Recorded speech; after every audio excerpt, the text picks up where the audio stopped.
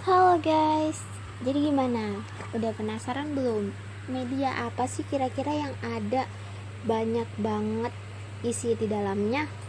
Langsung aja ya kita buka. Ini dia aplikasinya, Padlet. Hai teman-teman semua. Jadi kakak akan menjelaskan mengenai Padlet. Padlet adalah media pembelajaran online gratis yang paling tepat digambarkan sebagai mading online. Padlet dapat digunakan oleh siswa dan guru untuk memposting catatan di halaman umum.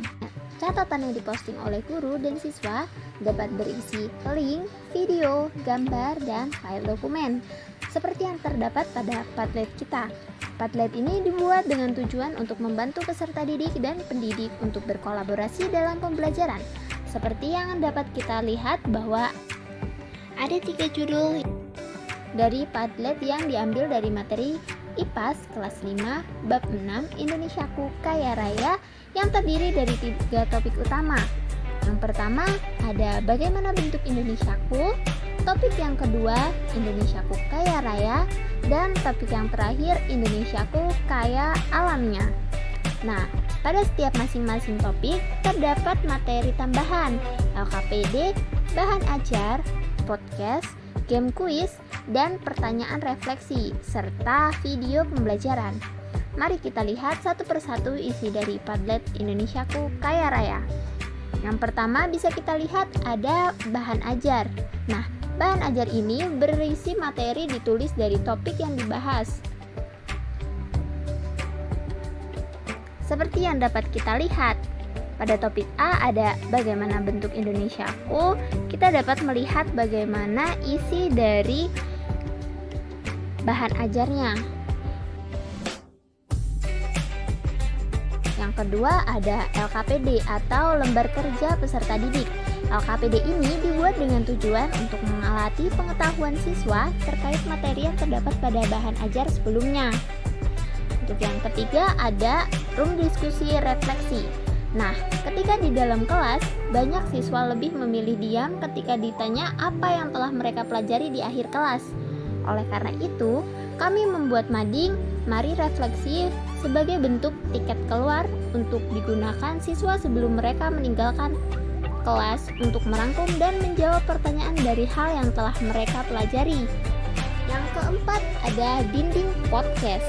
Selanjutnya,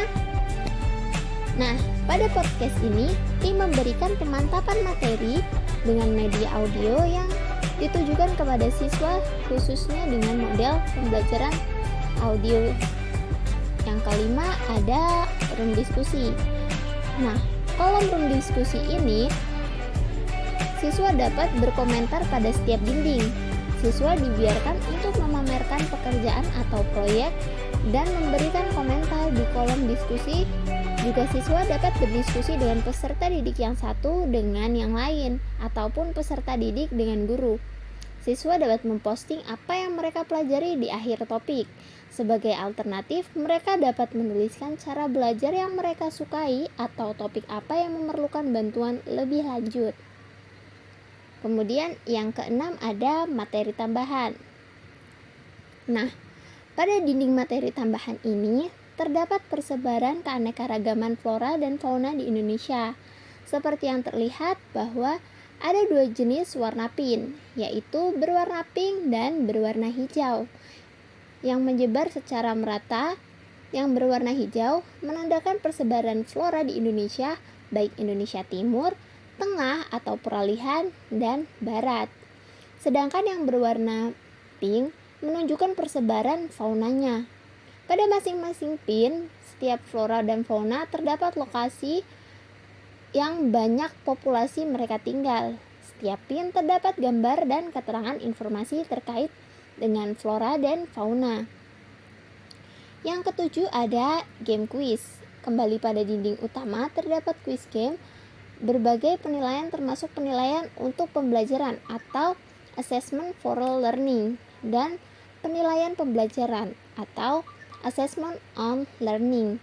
Game quiz ini digunakan untuk mengevaluasi pemahaman dan kemajuan siswa dengan game serta pencapaian hasil belajar yang diharapkan. Siswa dilibatkan dalam penilaian pekerjaan dan kemajuan mereka melalui penilaian diri sendiri dan atau penilaian teman sebaya. Pengajaran dan pembelajaran diubah berdasarkan umpan balik. Guru memeriksa pemahaman siswa selama dan di akhir pembelajaran.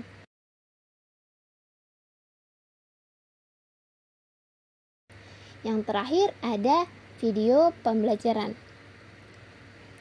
Pada bagian bawah terdapat dinding yang berisi video pembelajaran. Nah, pada video ini berisi konten yang dibuat sendiri untuk membahas dan memberikan kesimpulan pada materi. Siswa pun diberikan kesempatan untuk berkomentar pada dinding tersebut. Bagaimana? Menarik bukan?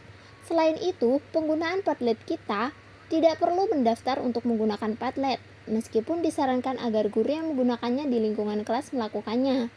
Untuk mengedit dinding, memodernisasi postingan, dan menyusun semua dinding kelas ke dalam satu layar manajemen. Guru juga dapat memilih untuk mengatur pemberitahuan untuk menerima email setiap kali siswa memposting ke dinding guru. Pada Padlet kita ini netral terhadap perangkat karena dapat digunakan pada perangkat apapun yang mendukung internet, termasuk PC, laptop, tablet, HP, yang artinya ini dapat bekerja dengan mudah di sekolah manapun yang menggunakan berbagai perangkat. Nilai jual lainnya adalah tidak ada software atau aplikasi yang perlu diunduh atau diinstal, sehingga dapat langsung digunakan oleh siapa saja yang memiliki akses internet. Dinding yang dibuat di Padlet dapat diekspor dengan beberapa cara, termasuk PDF atau spreadsheet, atau disematkan ke blok kelas. Sekian.